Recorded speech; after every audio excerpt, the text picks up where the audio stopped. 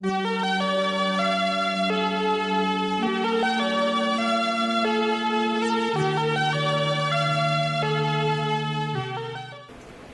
I think I leave with it.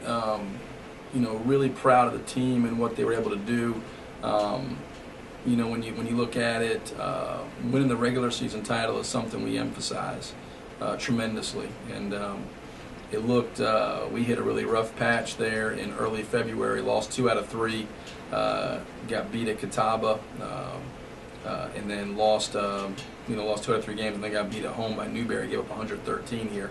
And we were a game back of the leaders, and had to go to Anderson and to Wingate. Had an unbelievable finishing stretch, and for our guys to go out and rip off 8 straight wins in February, March, play our best basketball there, win the regular season title, get to the conference tournament championship game, get to the NCAA for the 3rd straight year, advance the regional semis. Certainly nothing at all to hang your head up, at, but or hang your head about. But I do think, and the guys will tell you this, we feel like you always want to perform in the postseason, and we had a good postseason, but we would have liked to still been playing. Certainly had a team we felt like could, but in the NCAA tournament, it's a one and done scenario, and you don't get any do-overs. So we ran into a really good Barton team. And Barton played really well, and on the flip side, we didn't down the stretch. We weren't able to, and so I think you leave with kind of a bittersweet deal. You're thrilled about what you did, and I'm so proud of what they were able to do, and it's so difficult to win a regular season title. Particularly, I think our league was, certainly as strong as anybody's in the region and maybe nationally. I mean, it was an unbelievably difficult league slate this year, and so, we'll always have that. These guys have earned a championship ring and put on their banner up in the in Tex Turner, and I think it's a group that will always obviously hold a special place for me and hopefully for LMU fans. Okay, and then you hate to ask the what if question, but there are in every season there's always going to be some what ifs, and what if this would have gone our way, what if this would have gone our way, and the two that really just seem to stand out is what if injuries wouldn't have caught up with us. Of course, how would you have seen the season turn out differently if Wally Jones and C.J. Wakely stay healthy the entire year? Well, I think anytime you go through injuries, and we're not the only team that did certainly, but when you lose 2 of your top 7 players to season-ending injuries, what it does do is limit your depth. And we had gone into the year and had redshirted a couple scholarship freshmen, so we were playing a little bit shorthand, not anticipating as many injuries as we wound up having. But I think where that may have caught us a little bit, if you look at it, we played pretty well against Carson Newman on Saturday, and then having to play Wingate the next day on Sunday. We're up in the second half, and I think it was a 4-point game with 4 minutes to go, and we fade and lose by 16. I think we played unbelievably well against UNC Pembroke the next Saturday in the first round of the NCAA tournament, win a brutally tough game. We're in a 2-point game with 10 minutes to go against Barton in the second half, and I think it's a 5-point game with 5 minutes to go, and we fade and lose by 15.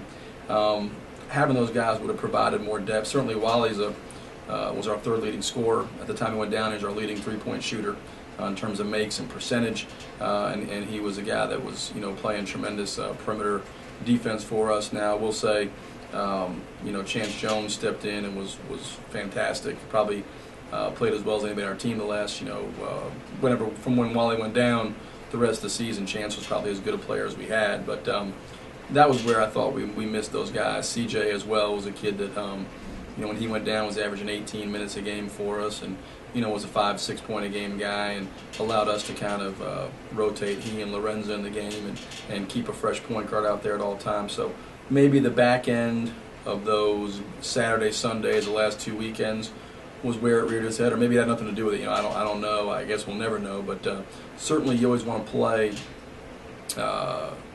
with at full strength, and all year long we really were very rarely at full strength if you think about it, because Vinny Bailey missed the first, I think 4 or 5 games. He played 3 minutes against Trebek, but I think he missed the first 5 games with mono and knee injuries. knee tendonitis, and then on and on. We had Cam Carter missed a few games with a sprained knee. Lorenzo Ross missed 3 games with a sprained ankle. CJ breaks his foot, and then obviously Wally tears his ACL, and we just had so many guys with things that it was very rare that everybody was together. But that was another credit to the kids, is that despite all the curveballs, and you never heard guys make excuses or guys say we couldn't do it, and I've probably never been prouder of a team than the one that went to Wingate playing for the regular season title. We're already without CJ. We lose Wally to a torn ACL in the first half, in the first 10 minutes of the game. And those guys dig in, gut out, and beat what was a terrific Wingate team on the road to clinch a share of the South Atlantic Conference regular season title. And you had kind of alluded to a couple of the guys, and with the season ending, we see the departure of 5 seniors, and 3 in particular, Cam Carter, Wally Jones, and Dustin Craig, who were leave LMU as the winningest players in school history. So just talk about what kind of legacy those guys have left and what kind of path they've carved out for future players. Well, I think those 3 guys, if you were to put them in, obviously you said the most important thing is they leave here as the winningest players in school history, and that dates back to 1923. I think 98 wins, 3 South Atlantic Conference championships, 3 NCAA tournament appearances, 4 consecutive 20-win seasons. What makes that more special is none of that ever been done before they got here.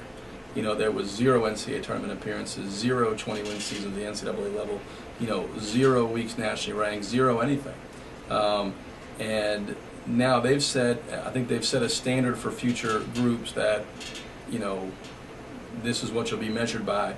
And probably they've done more than anything, I think, is change the perception outside about what Lincoln Memorial is. Now when you think programs in the Southeast region, certainly there's a lot of programs you think of, but it wouldn't take long on a roll call to get to Lincoln Memorial if you're thinking about some of the better programs in the Southeast region. I know we've had the best winning percentage over the last 4 years, most wins, all that stuff.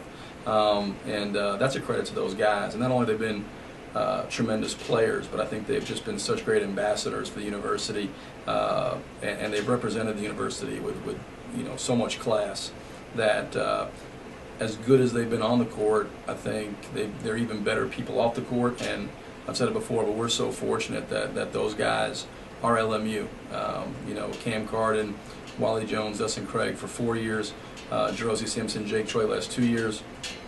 You couldn't find a finer group of young men that'll all graduate, have all they're just unbelievably close as a group, and I think those guys will be lifetime friends that gave a lot to the university and committed, sacrificed, and I think they'll always walk back in that gym and look up and see the 3 banners that they hung, and that they were the start of hopefully what's to come. And I think you can piggyback certainly the class before this with Brandon Armstrong, Desmond Johnson, Tony Martin, Justin Allen in that same category as guys that, and if you want to go back one more, DeMario Curry, as guys that got this thing started, and now we're able to kind of piggyback off that and hopefully we're able to keep the momentum going. Okay, and just looking a little towards the future, 2 straight seasons, getting to the round of 32, but obviously the goals of Lincoln Memorial basketball are higher than that. So what does LMU need to do next year and looking beyond to make a deep tournament push? Well, that's the next step for this program. Obviously I think we've we always say, we're talking about having a good season, we're not talking about winning games, we're talking about winning championships. We say good, it's not, hey, we won 20 games, it's we won whatever championships. And for us to take the next step and be considered among the National Elite programs, we got to make a deeper run into March. I think the biggest thing you can do is continue to put yourself in that position, and it's the hardest thing to do. You look at the region, I think there's 40-some-odd teams, and this is one of the better regions, certainly in the country. You probably make the case that the Southeast, along with the Midwest, are as strong as any region. I don't know if there may be some out there as good, but there's 2 teams that have been in the NCAA's last 3 years, us and Montevallo. That's it. No other team out of the 40-some-odd teams has made it 3 years in a row. But the thing you can do is continue to put yourself back in that situation. And when you do that, eventually I think, you need to play well and you need some breaks. And, we've been a little less than fortunate here the last few years. Two years ago we were 22-0. Vinny Bailey breaks his foot, and we're not as good down the stretch. And we play, I thought, a terrific game, and I thought Anderson was better than us, and they beat us in a really close game. I think it was 4 or 5 points, and they go on to win the regional. And we were a 2 seed, they were a 7.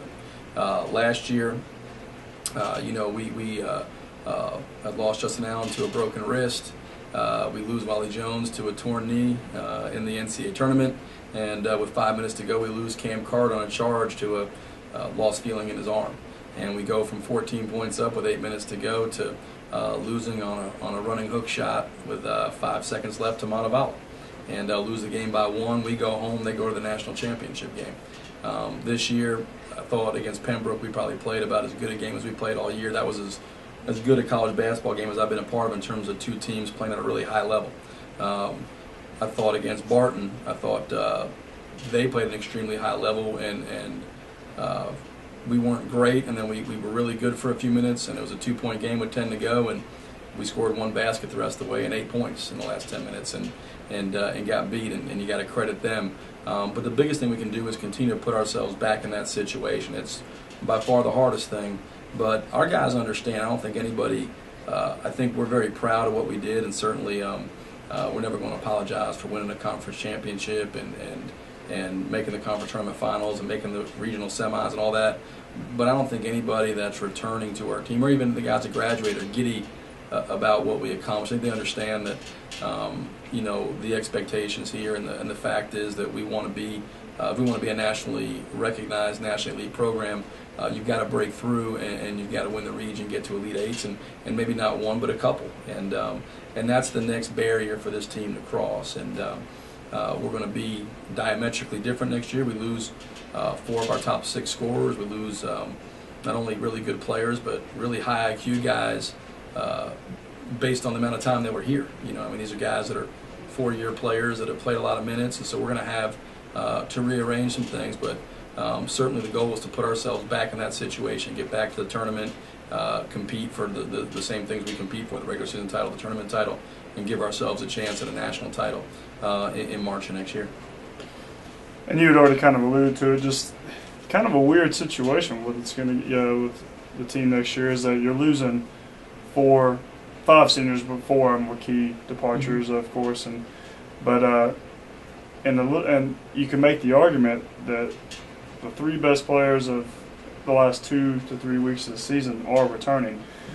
Chance Jones, you already said he stepped in and filled in the void, the lack of depth maybe at the guard position, and then Lorenzo Ross was a second-team All-Conference guy. Vinny Bailey was a first-team All-Conference guy. So just how does that scenario kind of bode for the team next year? Well, I think we got a chance to be really good. I think every team you want to start with an anchor in the post. We got as good as there is in the region in Vinny Bailey, and point guard. We've got Lorenzo Ross, who was a second-team all-league point guard as a sophomore. I think we got a third all-conference guy with Tim Pierce, who was all freshman. And you look at our guys, they've been able to make that jump. Vinny was all freshman team as a freshman, obviously. He became second-team all-league as a sophomore, became first-team all-league as a junior. Lorenzo Ross was all freshman last year, became second-team all-league as a sophomore. He's got to make that jump, and Tim's got to make that jump.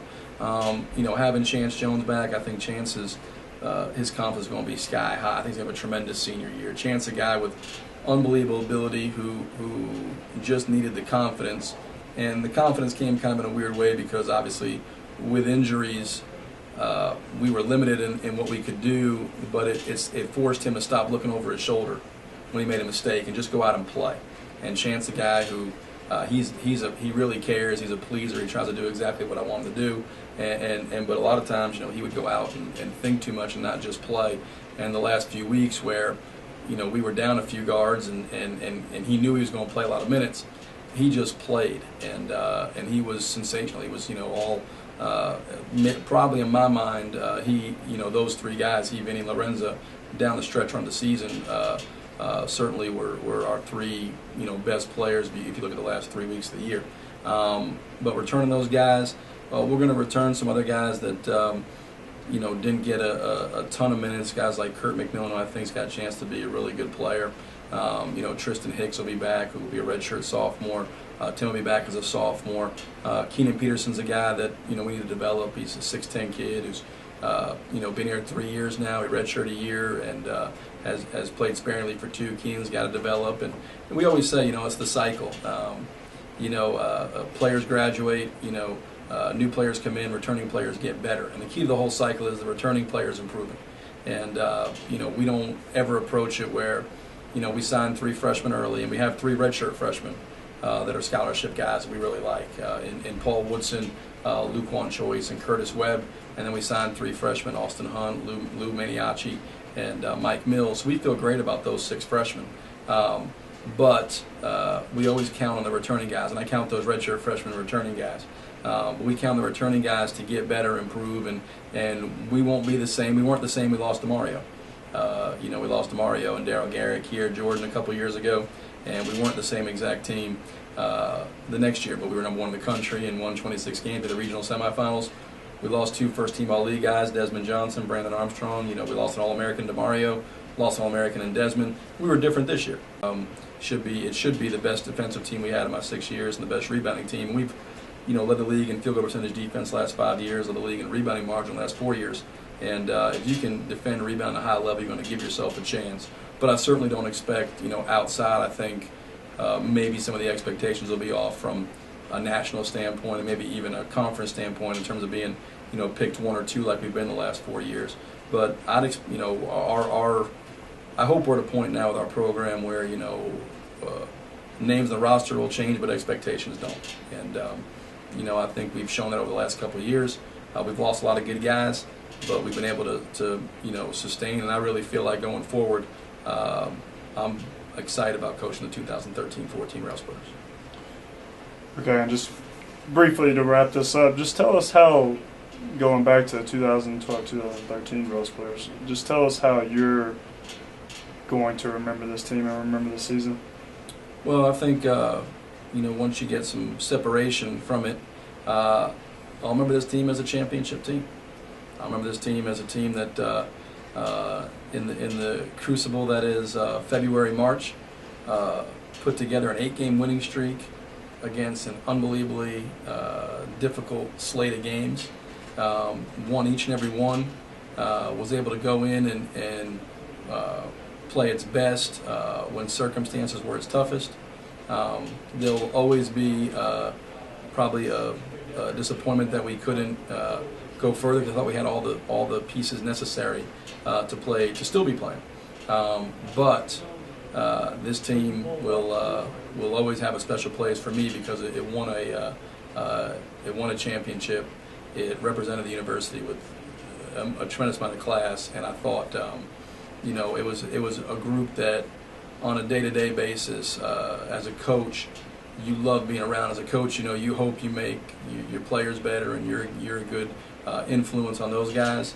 But I mean, those guys make me so much better, and I enjoyed coaching those guys so much. And that was probably the saddest thing is how much I'll miss being around. Though obviously outside the seniors, everybody's coming back, but I'll miss being around those 5 seniors because they're just such great kids, personality-wise. So I'll miss them tremendously. Obviously, we'll remain in contact, but seeing them every day and being around them in that environment, I'll miss those guys tremendously. All right. Well, thanks for your time, Coach. Thanks, Scott.